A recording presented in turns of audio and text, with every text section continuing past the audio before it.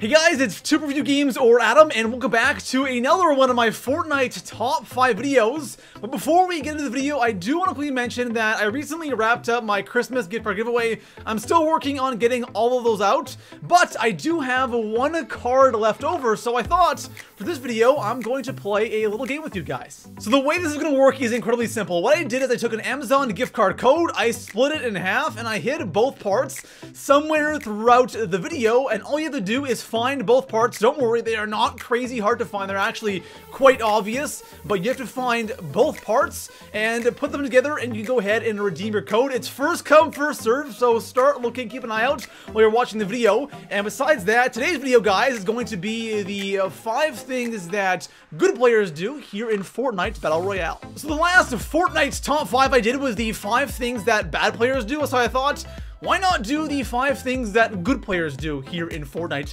And if you guys implement everything that I mentioned on today's list, you will hands down get more wins, more kills, and become a much better player in Fortnite Battle Royale. And besides that, guys, if you could drop a like on today's video, that'd be amazing. Subscribe for more Fortnite top 5s. And besides that, guys, let's go ahead and start off today's list. So starting things off here in the number 5 spot, simply going for the kill. Now, I know that sounds really obvious. Of course, in Fortnite, the objective is to go for kills, to get kills, but when you really think about it, how often do you always go for the kill? Because when I look at my game, and I know a lot of people do this, is when they see somebody running away, they want to chase them down, they want to be certain that they'll get the kill, and who knows, maybe that person you let go or waited on had like 10 health or 20 health or 75 health, they had a scar or an RPG, and you let them go. So one thing that good players do a lot of is when they see somebody,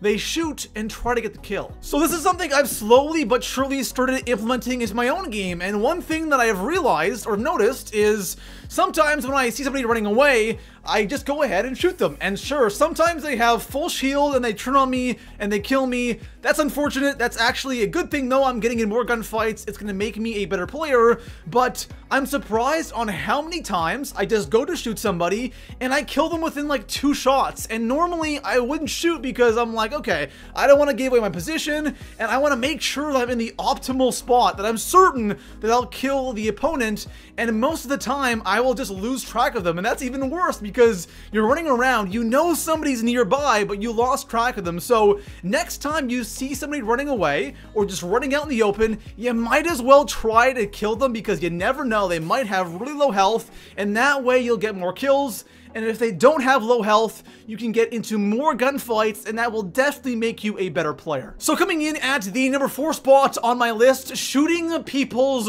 early builds. And what I mean by this is, say you encounter somebody, you start shooting at them, and as soon as they realize that they're getting hit, they're taking damage, they start building walls. And what you want to do is, as soon as they drop down that wall, you want to spam your shots at the wall, because that wall, when first placed down, has really low health, and it's really easy to drop that wall. And if that's all that's protecting your enemy from you and your bullets, then that wall is going to disappear quickly, and you can go ahead and get those final shots to kill your opponent. Now, of course, this really depends on your situation. If you don't have a lot of ammo, is it a good idea? Maybe not, but at the same time, maybe you kill your enemy and he has a lot of ammo, so it's a win. But if you do have a ton of ammo, always spam your shots when somebody starts building. And believe me, there are times where, you know, people are placing down wall after wall, you're destroying wall after wall, and there's just that split second where they don't have a wall up and you destroy the wall and you get that last hit on them and you get the kill. So this is something that is very, very important to do.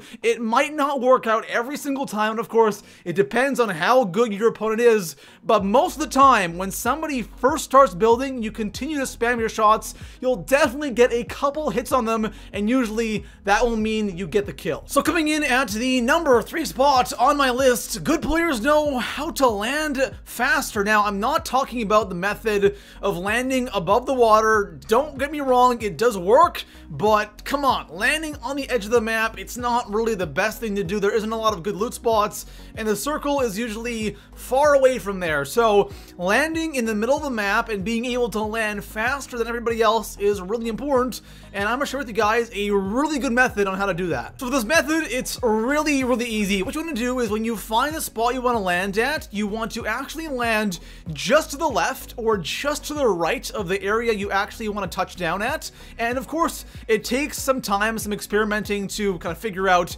how far to the left or how far to the right you need to land for this to work out perfectly. So when you land just to the left or just to the right of the area you want to land at, and you get low enough that your glider or your umbrella deploys, then what you want to do is you want to tilt your character towards the area you want to land, and you'll be falling at an angle, and you will fall, I don't want to say significantly faster, I would say it's quite subtle, it's a little bit of a difference between normally landing, but it will give you just a little bit more of an advantage. You'll land a little bit quicker, and it will allow you to get those, early weapons and get those early kills while other people are just looting. You'll probably already have a gun, and you get some pretty easy early kills. So coming in at the number 2 spot on today's list, good players are incredible at building and building quickly. And I know, guys, this is something that's very obvious. You've probably heard it 10,000 times, but it's worth repeating because building is so important. I could not leave it off a list like this.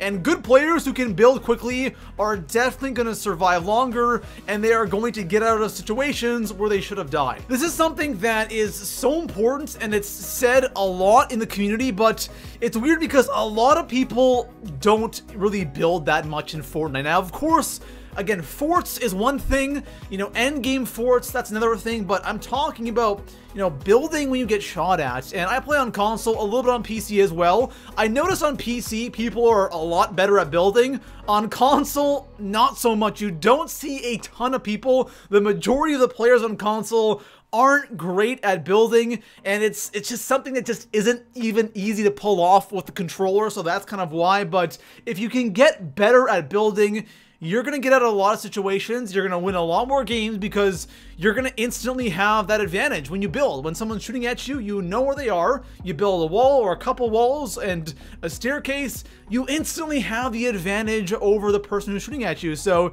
if you get good at building, you'll definitely become a much better player in Fortnite Battle Royale. So coming in at the number 1 spot on my list, being able to switch weapons quickly, and good players are really good at this. And let me kind of explain what I mean by switching weapons quickly. Say you have a sniper rifle, you take a shot, your shot hits, it depletes all of their shield, they have a fraction of health remaining, and you stand there and you reload your sniper. That's something you don't want to do. You want to take that sniper shot and immediately switch to your AR, because if you do hit them, all their shield's gone, they might have only a little bit of health left, and 1 or 2 AR shots will finish them. So always switch weapons after you take your shot with the sniper. Heck, even sometimes at close range of the shotgun, I'll do the exact same thing. I'll get my 1 hit with the shotty, it will probably eliminate their shield, and then I'll get a couple shots in with the AR, and they're dead. This is something that is so easy to pull off as well. When you first start doing it, sure, you kind of have to think about doing it because it's something you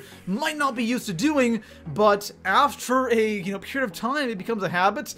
And this is a very good habit to have. And I just think back to so many times, especially with the sniper rifle, where I take a shot and I know that their shield's gone, a good chunk of their health is gone, and I just sit there and I reload my sniper trying to get another hit when I could just switch to my AR and get the kill. So always, especially when sniping, always take that shot, switch to your AR, and finish them off. You'll get so many more kills. And again, even with the shotgun, it can be pretty handy. So it's time for the honorable mentions part of the video, and for today's video, I only have one, and that is jumping with shotguns. If you're wondering why good players are always hopping around in close quarter shotgun battles, it's because if you jump, you have a higher chance of getting a headshot. If you aim at the person and then jump, you're most likely, hopefully, gonna get a one-shot headshot kill, both with the pump and the semi-auto. And of course, you want to get that one-shot kill with shotguns because why the hell not? So yes, good players